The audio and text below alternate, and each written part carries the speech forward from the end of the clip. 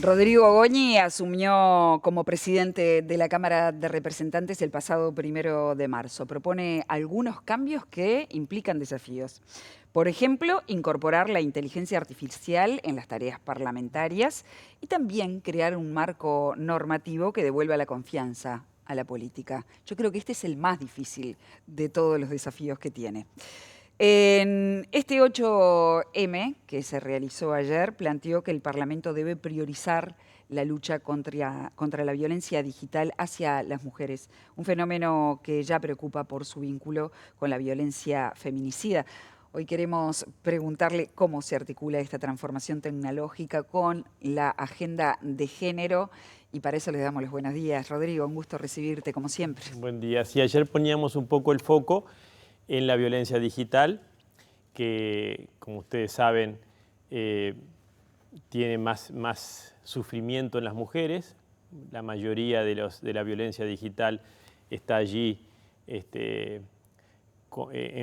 enfrentando, digamos, lo que tiene que ver con toda la inteligencia artificial, ya desde las niñas y adolescentes, poniéndolas desnudas en determinados videos, imágenes, ya desde muy chiquitas, y que no significa, por supuesto, que no combatimos toda la violencia en todas sus facetas, pero nosotros estamos muy enfocados en esta transformación, esta transición tecnológica, que bueno, hay fenómenos que ya vienen siendo trabajados, hay otros que no están siendo muy visibilizados, y la violencia digital realmente es terrible y bueno, tiene como víctima allí a la mujer en un porcentaje bastante más alto, casi un 70, un 80% más que en los varones. Así que quisimos poner allí ese foco y además, como tú decías al comienzo, la cuestión tecnológica, con sus pros y con sus contras, va a ser el centro de la agenda parlamentaria este año. Es mucho lo que está en juego. Ahora leíamos de mañana la tapa, la editorial central de The Economist, que ya está como reconociendo aquellas publicaciones de mayor legitimidad de que la cuestión tecnológica es un tema demasiado serio para que no lo abordemos centralmente, reitero, para aprovechar sus oportunidades y prevenir sus riesgos. Obviamente. ¿Y qué propones en concreto? Bueno, como tú también decías al comienzo, hay que darle ejemplo.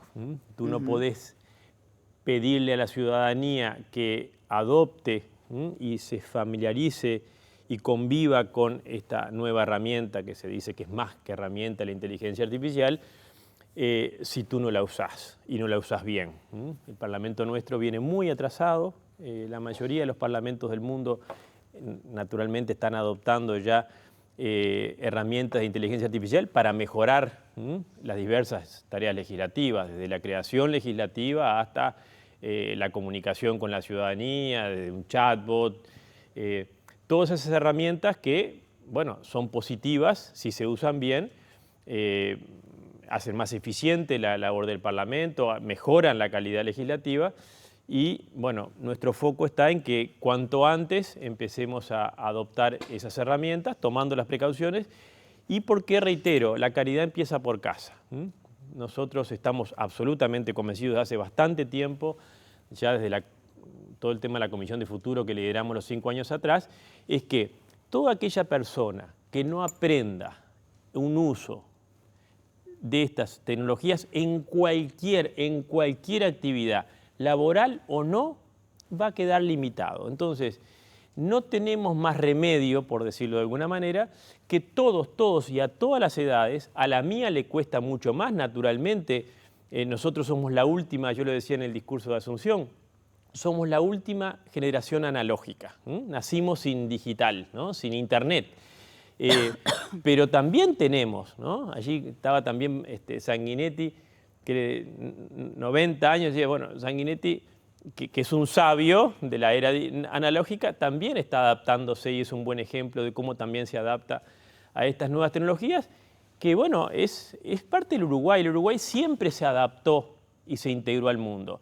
Hoy no tenés ninguna posibilidad de integrarte al mundo, ni colectiva ni individualmente, si no haces un uso intensivo de estas herramientas.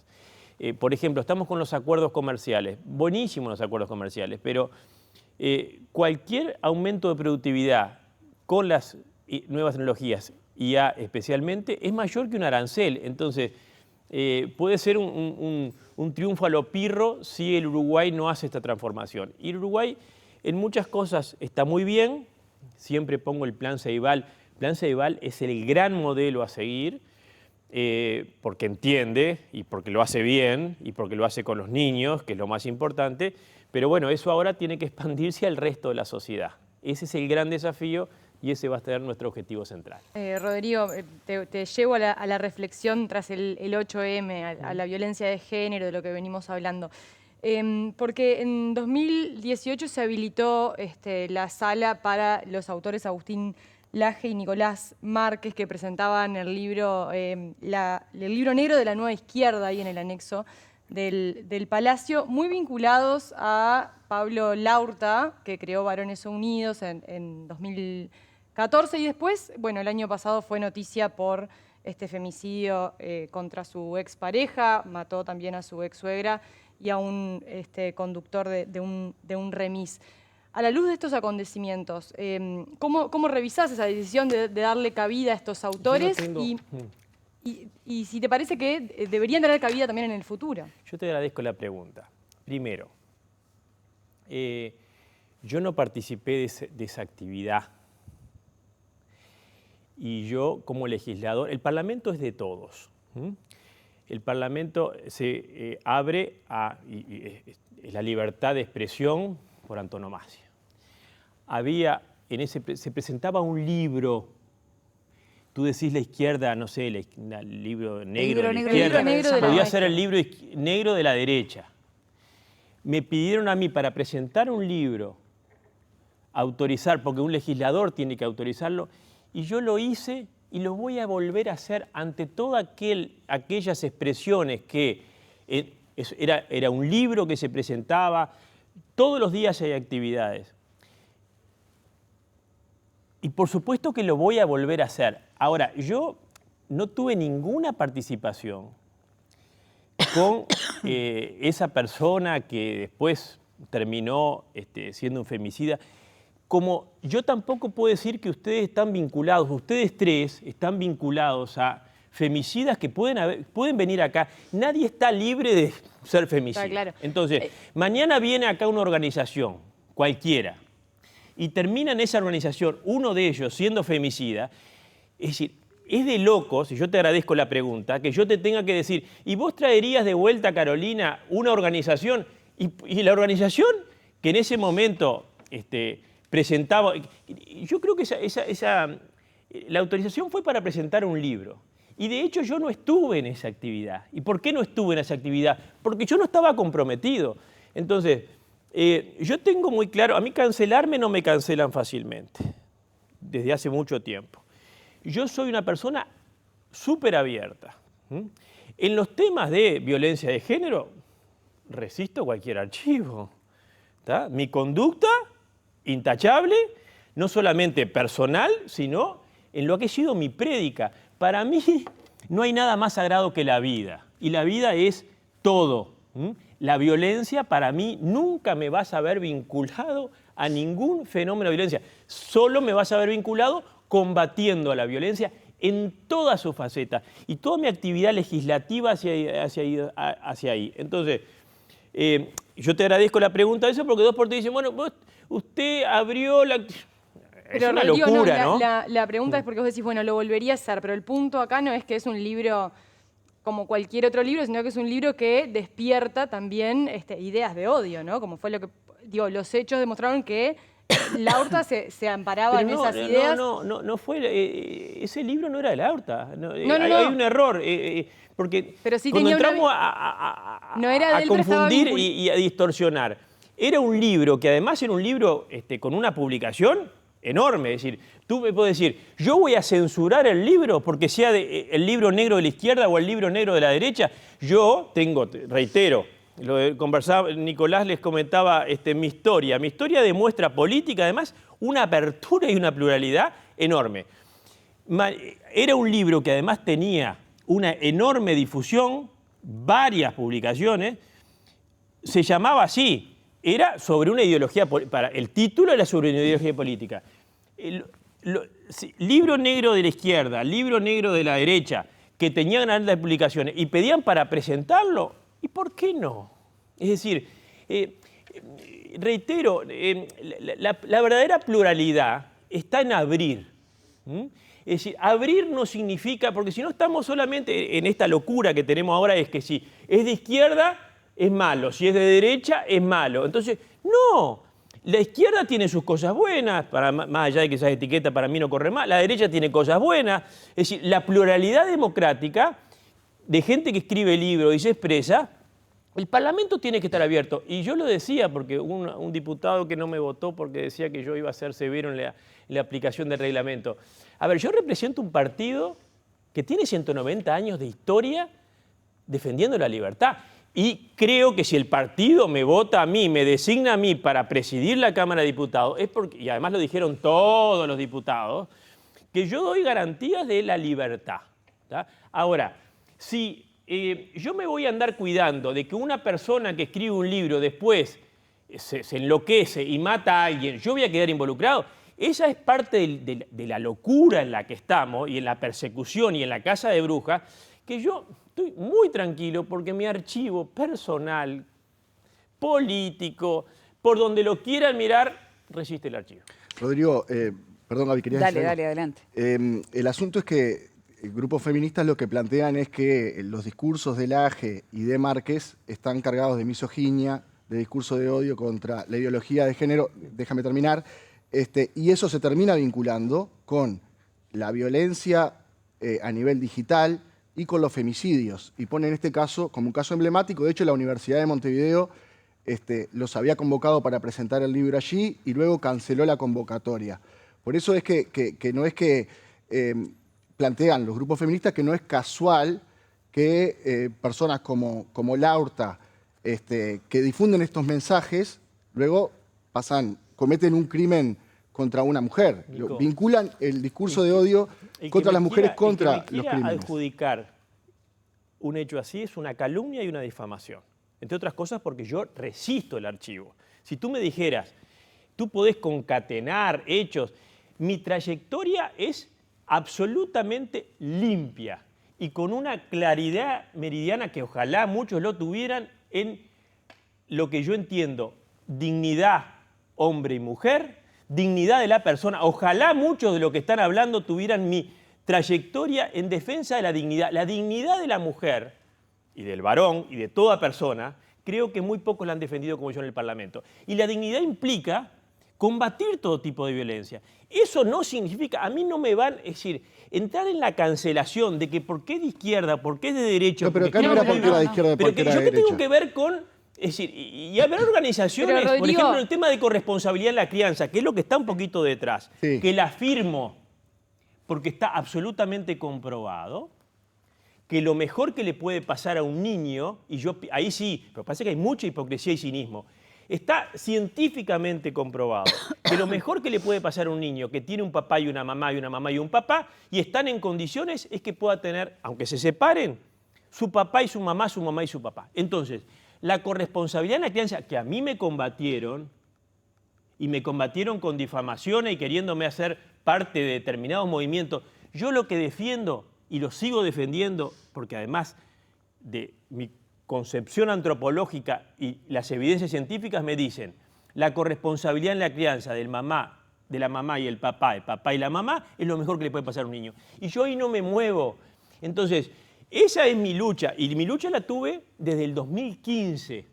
No tiene nada que ver con, después que en una organización que estaba en esa misma batalla, si tú querés, o lucha, fue un femicida. Es una locura plantear eso. Pero el punto... Y que yo, no, como además resisto el archivo y no me ofendo, pero realmente es una calumnia y una difamación porque, reitero, yo voy a seguir abriendo, y en este año lo voy a hacer, aquellas personas que quieran expresarse, si es de izquierda o de derecha, ¿Por qué no? El Pero, Rodrigo, Parlamento es la pluralidad. Yo no tengo nada, es decir, te he y ese escuchado era un atentamente. libro. Creo que el tema, nos quedan 3 minutos de entrevista, me gustaría preguntarte por otras cosas, pero me parece importante el foco que pusieron mis compañeros. Una pena que usamos, Escúchame. Gabriela, una pena que usamos. Y asumo la presidencia de la Cámara. Por eso, tenemos yo la quiero transformación tecnológica. Creo que aclaré en 2 minutos el tema y seguimos hablando. No, está bien, pero... Porque de alguna forma que se me quiere No, meter un tema que no tengo nada que No, ver. Pero además, no creo que estos todos los periodistas me que están... conocen, Rodrigo, todos los que déjame me conocen, decirte algo. Los saben periodistas no que tengo están nada en que ver. esta mesa no quieren hacerte nada. Primero, punto 1. Segundo, no están hablando de izquierda o derecha. Lo que te están diciendo es, ¿volverías a abrir o habilitar ese espacio para voces que promueven determinados tipos de odio o discriminación? Es eso lo que te están preguntando.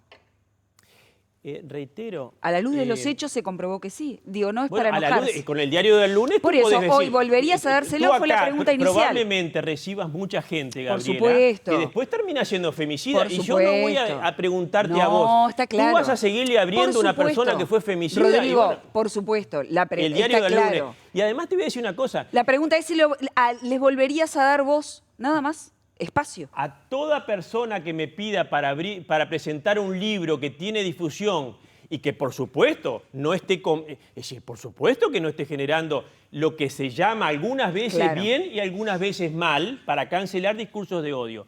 Es decir, y yo reitero, yo no participé de esa actividad.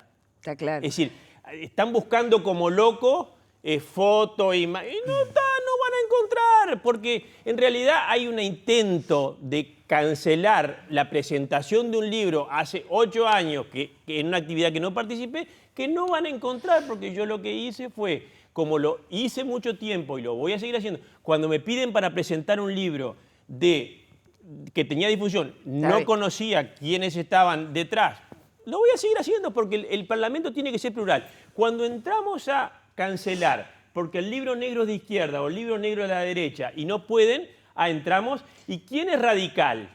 ¿Qué partido es más radical que otro? Bueno, Pero el Rodrigo, punto no es la izquierda o la derecha, es sino difícil. a quién uno le da voz. Yo abrí la presentación a un libro. Autoricé la firma. No participé. Es decir, si a Está ustedes claro, les parece Rodrigo. Cambiemos de eso- tema porque Vamos a ya cambiar quedó de tema, clarísimo. se eso nos no va es el tiempo. importante. Rodrigo, Bueno. creo que quedó claro tu punto. Vamos a pesar de que podríamos seguir hablando del tema, pero el senador colorado Pedro Bordaberry propone la interpelación al ministro del Interior, quiere que sea en el Senado. Sin embargo, se alzan otras voces que dicen no, que sean diputados donde la oposición tiene mayoría, a diferencia del Senado. Bueno, ¿cuál es tu posición? ¿Cómo lo argumentás? Yo voy a actuar con racionalidad. A ver. En esto, y pasó con el tema Cardama. Sí. Si senador Bordaberry, que no es cualquiera, es un senador muy prestigioso, con un gran respaldo político, que anunció, junto con el senador García y otros actores políticos, que se iba a hacer la interpelación en el Senado. Me parece que ya está esa situación.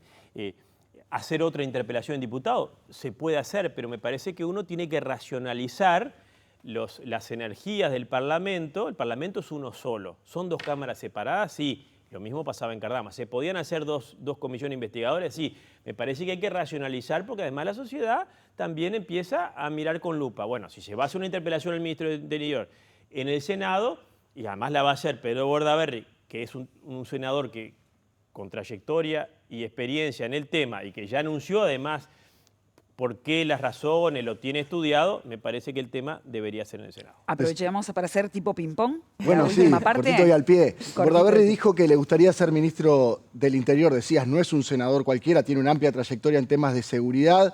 ¿Te gusta? Sería un flor de ministro. ¿Te parece que la Sería coalición debería impulsarlo? Sería un flor de ministro. Capaz que Orsi mismo, si yo fuera Orsi, lo ponía de ministro del Interior, porque ser ministro del Interior en este momento tenés que reunir una serie de condiciones. Las reunía Larrañaga y por eso hizo lo que hizo, ¿no? Todo el empuje, autoridad, conocimiento, coraje, conocimiento jurídico, además solidez y trayectoria, ¿no? Es decir, y votos, que hay un respaldo popular.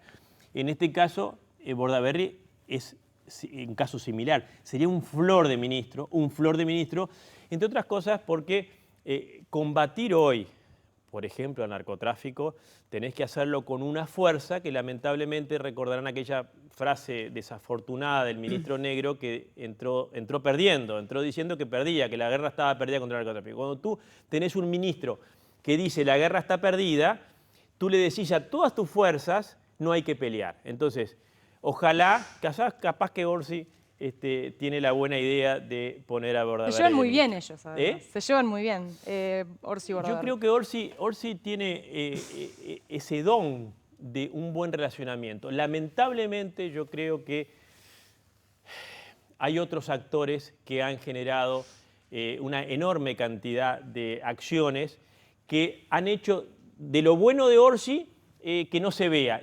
¿Quiénes? Por ejemplo, Jorge Díaz. Jorge Díaz ahora siempre inventando temas que dividen, ahora con el Ministerio de Justicia.